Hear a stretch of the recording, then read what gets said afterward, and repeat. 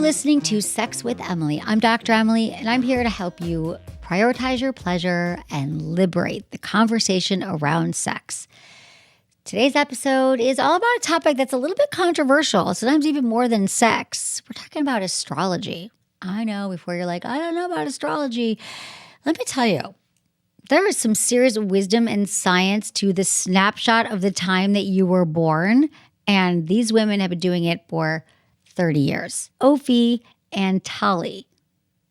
They founded AstroStyle, astrologers for Elle magazine, and these identical twins have revolutionized the way we understand astrology through their best-selling books like Love Zodiac, Mom Astrology, their annual horoscope guides. They've brought astrology to the millions, and their latest book, The Astrology Advantage, introduces their IM method.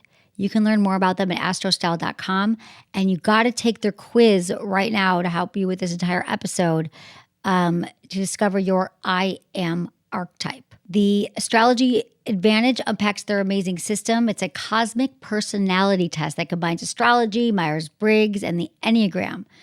And in this episode, she reads my chart using her own innovative framework to see how the stars align with my career, my sex life, my desires, and then where I fall in their system. And when you check out their system, you'll be able to follow along. We all really have a unique code, and Ophi will walk us through how to discover it. So you can use these tools to have an incredible life and sex life. Thank you for doing this. And it was so nice to meet you in person. Oh my God. We had that instant connection. We both went to University of Michigan, grew up miles away from each other. Very few miles. I know, right? Very few miles. And when you mentioned the Astrology Advantage, you had me hooked at lunch. I'm very lucky that I got like a sneak peek into the book and the philosophy of it. And it made me think, we all love different modes to understand ourselves, right? We're obsessed with personality tests and like the Enneagram and Meyers Briggs and Clifton Strengths, which a friend just had me take. And so what I love is that you make astrology so easy to understand. And so I appreciate that. I think even by reading your book, The Astrology Advantage, and your new system, which we're going to get into, the IM system, I love that you call it your personal instruction manual.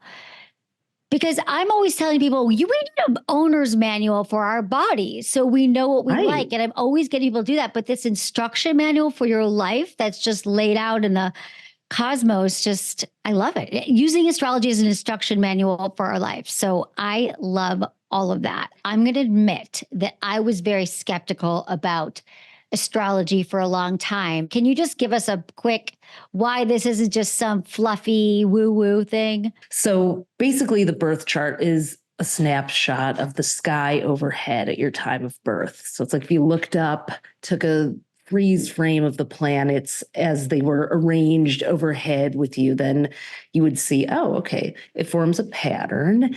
And that tells you your strengths, your challenges, much like a personality test does, but mapped to the sky. It sounds crazy, but when my college boyfriend, also back at U of M, did this for me, he got me this 30-page report, and I was like, this is undeniably true about me. So I guess we come with a cosmic code that we don't know about. Code, right. That's it. It's a cosmic code, and we want everyone to know about it so it can help them with a lot of areas that they're struggling, whether it's work, place, love, just relationship dynamics with everyone, your family, right? Mm-hmm. Absolutely. Maybe you could just first start out by explaining to us the IM system.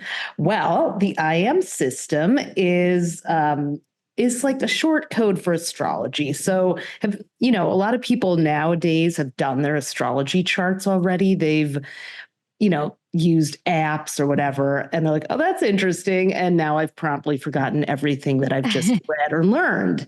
So my sister and I have been like working with entrepreneurs and high performing people, and they just don't have the hard drive space in their brain. They don't have time to remember an entire new hieroglyphic vocabulary of astrology. So we worked with something called the chart dominance in the chart, where it takes like your whole birth chart and crunches it into one of three archetypes: Innovator, Authority, and Maven.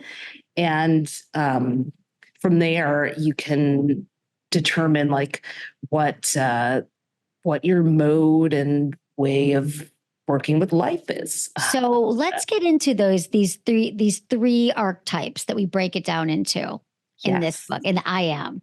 Yeah. So a lot of people have heard about the elements, the fire, earth, air, and water signs. That's one way that the 12 zodiac signs are subgrouped. But there's another way that are called the qualities or modalities. And that's what we tapped into, because those are kind of the behavior triggers and psychological drivers and motivations. And they impact, like, a lot of people use astrology for, when will I find love, or but it's not only about that. It's also like, what is under the hood of you that makes you respond to things the way you do?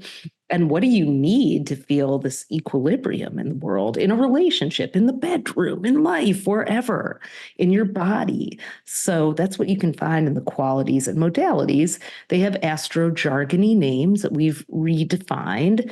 So it's called cardinal, fixed, and mutable, but the cardinal signs are the 4 signs that start every season: Aries, Cancer, Libra, and Capricorn. And we've renamed those the innovators because they're the starters, the trailblazers, and the pioneers who are always kind of ahead of the curve.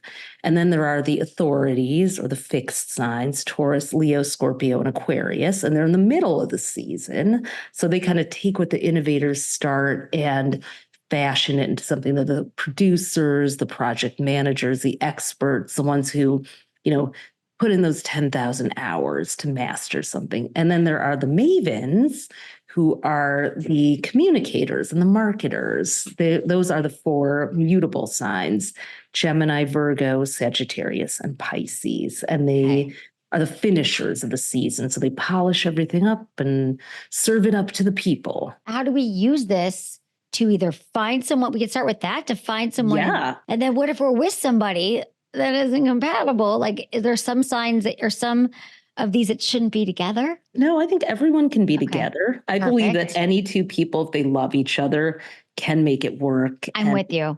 Yeah. But you need to kind of know the person's operating system. Like, you cannot install Mac software on an Android platform or a Windows platform without a little extra, at least, little IT support there. So you got to know who you're dealing with.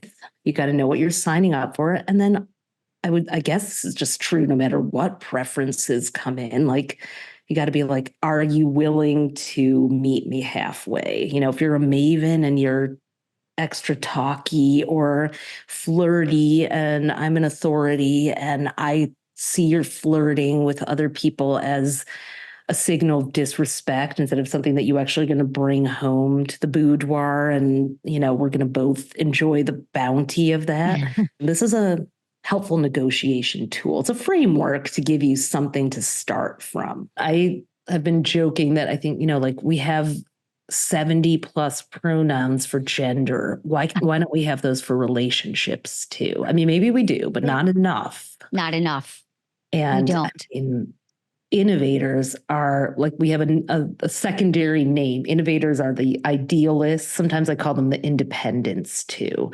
Authorities, the attachers, and mavens, the mirrors. Innovators should not always live with their partners, but we have you've now reached this point on the linear timeline, you should move in together and get married. And the minute an innovator does that, like that sexy mystery, innovators are all about discovery. So when you kill the discovery channel, which is like when someone's a little bit mysterious or a whole lot, it can really kill the attraction. But there is no real cultural space for innovators to be like, I want to have a companion, but not live with them ever, or have a third space that we share or something like that. So what about the authority? You call it the attacher.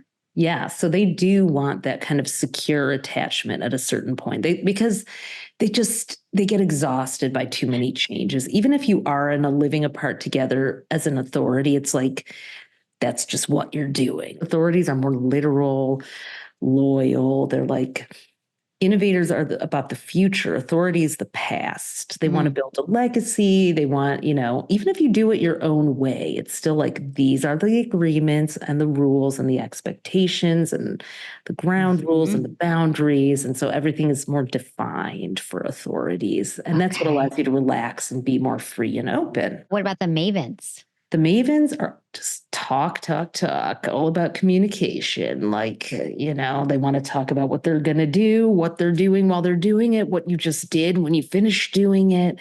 Mirrors. So just like, blah, blah, blah, blah, blah. And, you got to be into that and touch and explore and experiment. Mavens rule the present. They're touchy, they're explory, they're curious, they're everything. How do they pursue their sex life? So you get this one size fits all advice for like, well, you need to talk in the bed, and that some people like that and some people don't. Are there any signs that are more kinkier or explorative or experimental? I would say, like, how would an innovator be kinky? How would an authority, and how would it be? The innovator would just probably just happen. Like, oh, I never thought I was going to do that. And all of a sudden I'm having a threesome, like, and then a Maven would be like, have some elaborate, I always wanted to try kind of this. An authority, there would be like an entire historical period costume, like elaborate scene that would be planned probably for them. Okay. How do you know which areas to lean into and which ones to pull back on if it's all evenly split? Well, I think for you and for the people that have a more even split, like you can play in the different one. You can be like, which one do I want to lean into now? Like, I think you should always know, like, at the end of the day, you are an authority. So you will probably, like, after a certain point, want to know where something's going, right? Yeah. You're not going to want to leave it open-ended forever or be with someone who's like in an ambiguous kind of like not quite divorce sort of setup. Like, that wouldn't be your jam for more than like, you might play with that on a vacation as an innovator or a Maven, but when you're really looking to, but you would probably need a person who knows how to be traditional, but also freaky. Couples could just take this for free tonight, and you actually spell it out for people how they could work together, right? In your book. Absolutely. And I think it makes it more fun. Be like, okay, this is how we are, right? It gives them a little bit more roadmap. And if you don't like something or you're not, because I think sometimes people get shamed for not being experimental enough in some cases, that happens too. Like, oh, I should be more. All the time. Mm-hmm. Well, honestly, I wish I knew this 20 years ago, because all the time my partner wants to be more explorative or kinkier. What do? I get these asks every day, and I should just be like, well, you could start by figuring out your charts. You could start by figuring out the IM method, right? Because in a way, that's just who they are. But so much of a relationship is just doing this deeper work of compromise and understanding, maybe you're not as explorative, but sometimes you could be, then they could give you what you want.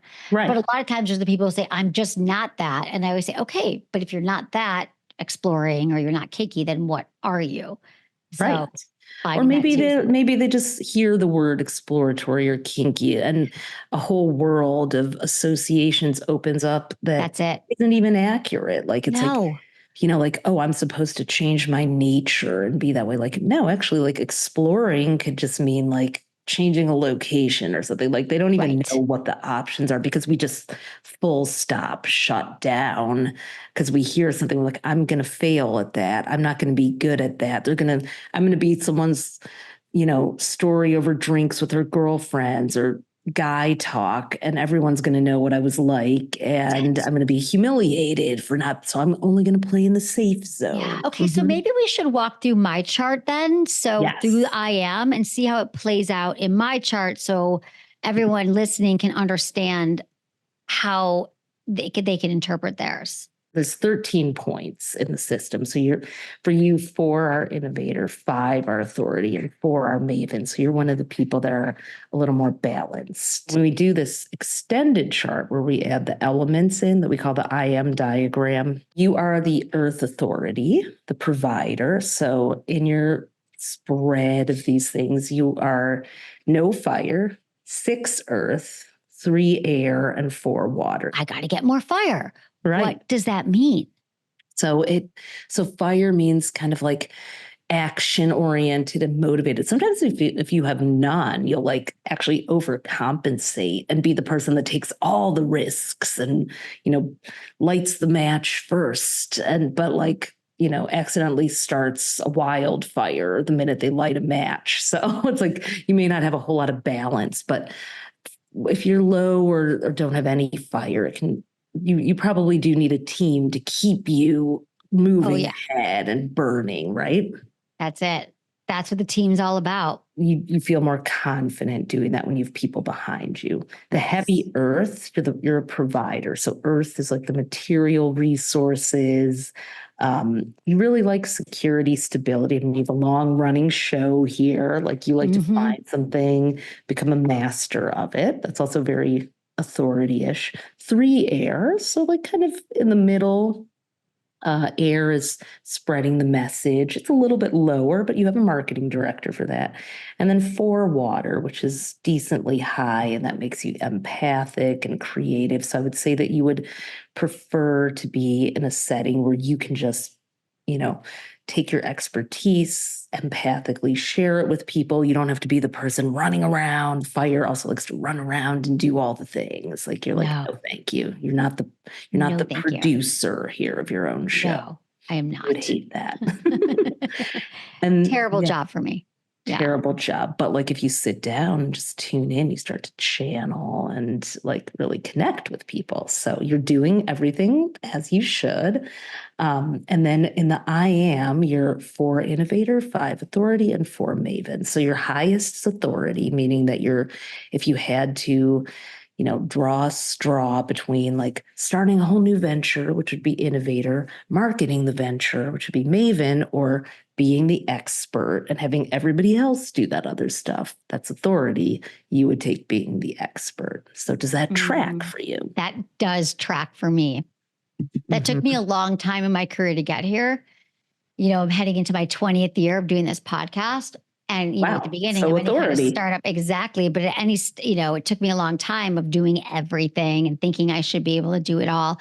But it's not until I really realized that I could have a team that supports me in really every other area so I could be the best authority that I could be and help people. That's really what I love doing, empathically sharing, connecting to people, and everything else is just not my jam as much. So that completely resonates. You are, yeah. And imagine if you had this calculator in that 20-year journey and you realize that about yourself sooner. So that's my real goal. And I was going to say, I wish I had it 20 years ago. This will really, it gives people, permission probably to lean into what they already know. Or what have you seen? Absolutely. Permission. And like people are really carrying around a lot of shame and feeling like, they're hiding, like, oh God, I am, like we joke about the Maven mess. Mavens have piles of things, but they have a method to their madness, but they're shamed for not having the perfect, wicker basket system a la Martha Stewart living in the early aughts or whatever. Like we still have these standards that people are quietly expected to live up, whether we impose it on ourselves or it's just what we see. And people don't operate that way. They don't fit into these little boxes, but there's a part of us that thinks that we're supposed to. So when you do this and you get that cosmic permission to be who you are, again, it doesn't mean you're like, well, maybe it's not like, well, I'm a maven, I'm just going to make bigger messes. You're going to be like, okay, that is a tendency. I'm going to take the shame out of it and maybe find a way of like not being as messy because it's not serving my highest goals. That's a different place to come. Yeah. It is, but I love the shame part of it because I have to say why this gives me such a sigh of relief is that I have held a lot of shame around not being able to do things that seemingly should be easy for me, like the organization, the planning. I think, again, it's a sigh of relief to say, okay, this is like, well, I can't really change this, right? You can't. You can change it in a way that you can change it over time through learning, but not like changing your wiring. Like, and also like there are better questions you can ask yourself besides, can I change this? For example, like, why am I procrastinating?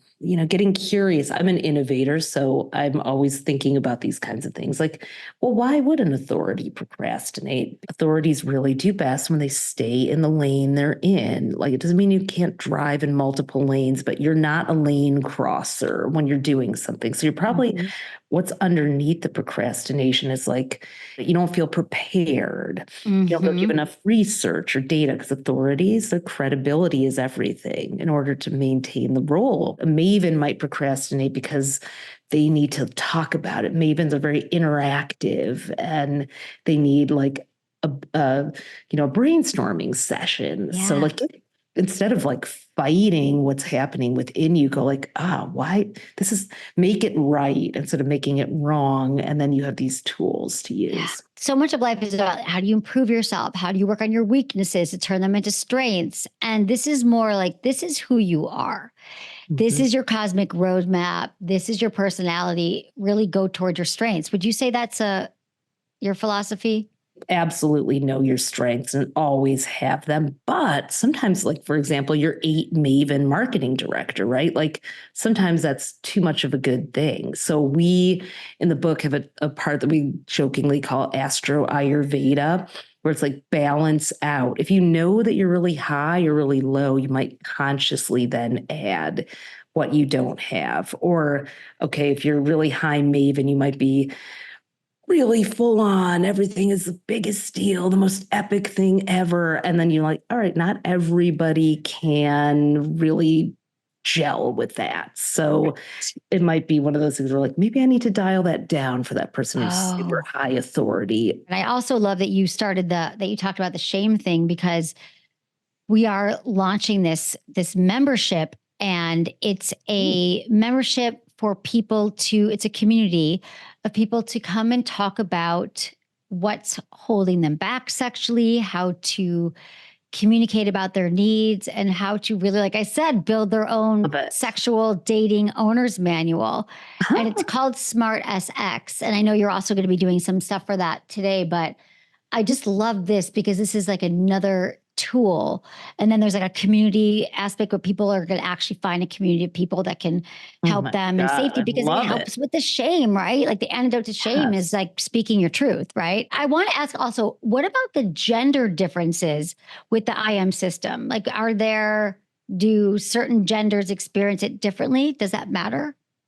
I think that, it's all a spectrum and continuum. I certainly don't need to tell you that, but I think that the things we've learned or inherited, learning from gender roles and cultural ones will intersect with this. Like a male authority might express authoritatiness in the way that a male conditioning would have them. If they're not conscious if they're not conscious that they're doing that, they might be like, well, I know better, Like if I want to get a little personal here, which I had my partner-ish, sort of an ex, but we're still share some things together.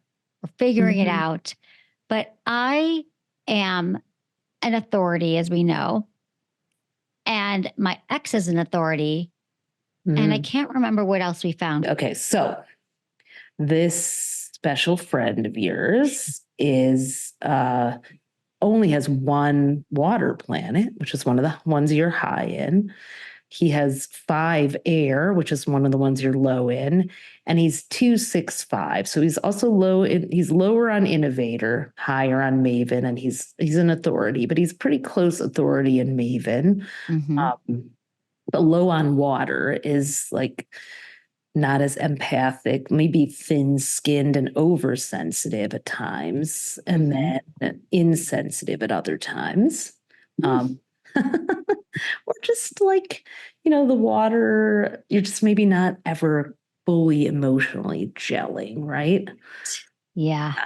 And yet you're both authorities. So it's like the bird in the hand or the devil, is sometimes a good one to hook up with. What are some great case studies that you could tell me about how companies or relationships have shifted? Maybe relationships, if you work with couples. What are some ways you've seen couples use this information to really reinvigorate their relationship? Well, what's happening with couples these days is just that both partners usually have very full lives, schedules, existing communities. They maybe have kids from other people. They're just, they are these, it's not like 1+1 = 2 anymore. It's 1+1 = 3 or 0. So it's like if you're not making if you're not making each other's lives amplified and better, then it's almost like, why am I doing this? So like relationships, I say, are going through a giant iOS update right now, and their function and purpose is unclear. That it's certainly not what it was back in the day when we needed each other for survival. I believe we're in the age of Aquarius, which is about choice, not like survival. So it's harder to find, just like it's harder to, just like we expect everything customized to us. Unfortunately, we're expecting other people to customize themselves to our preferences, and we forget that it's not Grubhub, it's another person. I wish it was Grub. I wish we could just order it up. I wish. But that's a great point what you're saying, because I've run into that too in my own relationships, that I've said 1+1 has to equal 3 these days. We have to be compatible in work, life, play. We got to all be bringing stuff to the table to amplify. We had a reality dating show on Amazon Prime called Cosmic Love a couple of years ago. And we had a cast of 20 people, 4 main characters that each had 4 matches. And we had to match them up astrologically. And one of the weeks we did the composite chart. And that was the week that blew a lot of their minds, because they were so like, I'm an Aquarius, she's a Libra, blah, blah, blah. Are we? But then it's like, oh, this is what you come together as. And it really shifted people. Oh, together we're a Taurus. We are here to do this. I think it gives people, we almost need I don't want to call it artificial, but a self-generated focus. Like we used to come together back in the day for a family, for legacy, for this. There was a reason that people put up with the hell of other people, right? Sometimes for a common goal. So when you do the composite chart, you get that common goal. Oh, we're here to build this. It's really inspiring.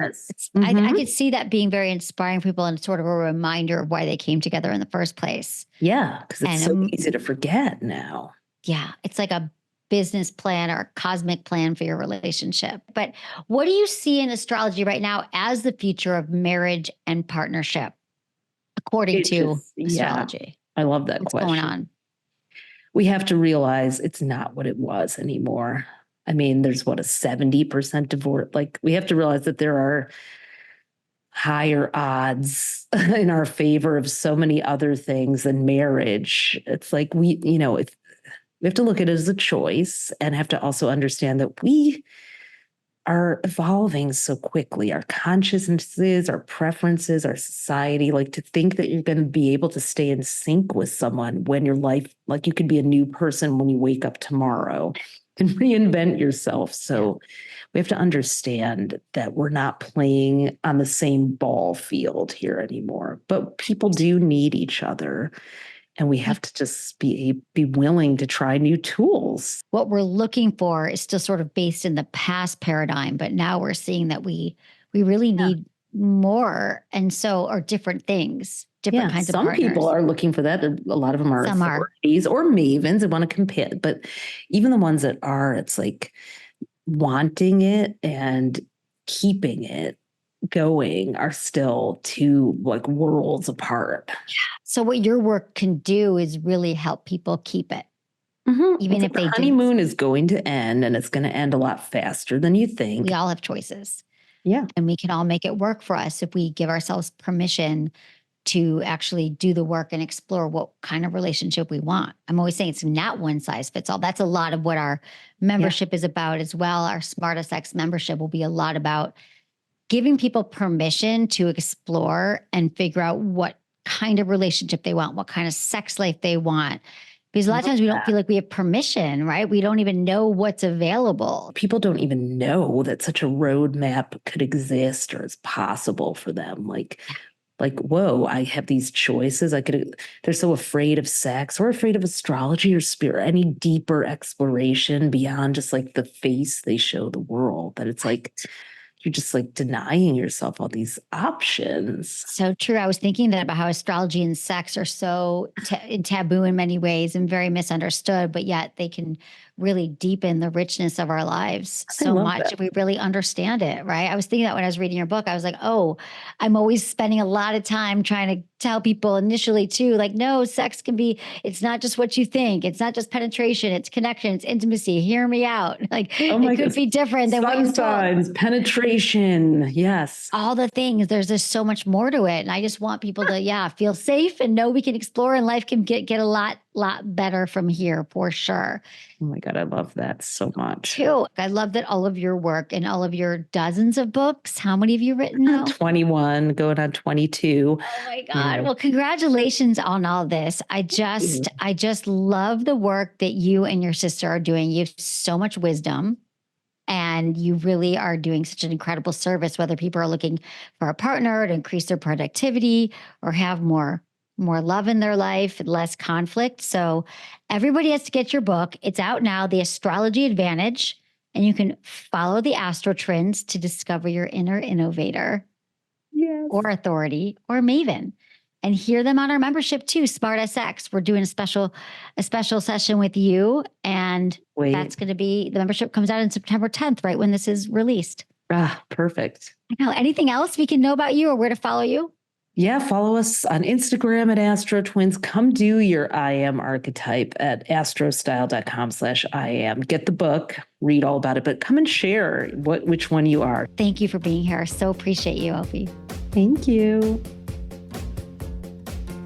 That's it for today's episode. Thanks for listening to Sex with Emily, and be sure to like, subscribe, and give us a review wherever you listen to the podcast, and share this with a friend or partner. You can find me on Instagram, YouTube, TikTok, Twitter, or X, and Facebook. It's all at Sex with Emily. Oh, and I've been told I give really good email, so sign up on sexwithemily.com, and while you're there, check out my free guides and articles for more ways to prioritize your pleasure. And if you'd like to ask me about your sex life, dating, or relationships, call my hotline, 559-TALK-SEX. That's 559-825-5739, or just go to sexwithemily.com/assemily. Was it good for you?